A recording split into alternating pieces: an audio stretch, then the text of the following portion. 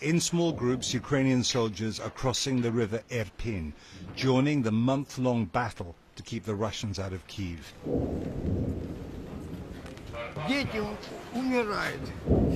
It's bad, said Pavlo, one of the last civilians leaving. Children are dying, everyone is dying. Only a few other civilians are coming out of the ruins. Slava emerged, desperate to save her dogs. Thousands of civilians came this way when the war started, but now this whole area has been swept up by the fighting. Ukrainian troops have broken all the Russian ground attacks here so far, so now Moscow's men increasingly are using the weapon they trust most, heavy artillery. We were here about 3 weeks ago, and there is a massive difference. Look at the devastation around this area. It's been hit very heavily. The shelling makes all movement here dangerous, so the command posts are underground. The Ukrainians say the Russians have only a toehold in Irpin. Outside, they've been pushed back. You say they can't get into the city. Why is that? Apart from your own resistance, what do they lack? Commander Oleg said the Russians don't have the combat power, his men are hitting their supplies, and in Kyiv there'd be armed citizens shooting from every window and door.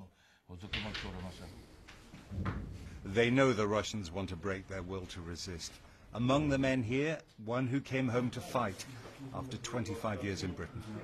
Everybody fears for their lives. But most important, it's a freedom of our nation and future of our nation.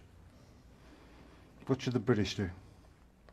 Thanks a lot to British, they helping a lot, and I believe they can support us not only with weapon but with good political decisions to help to stop the war. He came over with Shane Matthews, a former British soldier who's joined the war as a medic and a sniper. He says this is the worst he's seen. I have seen a lot of civilians killed, yes. We witnessed a car with 4 people in not 10 days ago get blown to pieces. It was an entire family evacuating from the city behind us. It took a direct hit from a 155mm artillery round. So nothing left? Nothing. No. You could have swept them up and put them into a bin liner. On the road to Kyiv, which the Russians have tried repeatedly to seize, the forest either side is burning from the shells. Back in the city's centre, more volunteers were waiting to be transferred to the long fight in and around Irpin. It was quiet, a little tense. They knew what would be waiting for them. Katrin had a few minutes with her son. She's a sniper. She said his name is Nikita, he's 18 months old. I will kill, she said, to protect his future. The war has changed everything for these volunteers, for all of Ukraine, and the world now feels more dangerous. Whatever happens in the battles that these soldiers are going to fight, it's clear already after a month that this is the biggest threat to international peace and security in decades, and the consequences, the impact of this war is already being felt beyond the borders of Ukraine.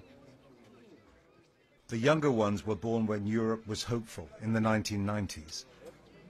The men in their 60s grew up when this city was part of the Soviet Union. It was time to say goodbye.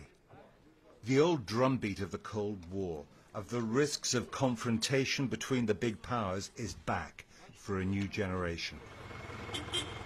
The buses left for the front line. Jeremy Bowen, BBC News, Kyiv.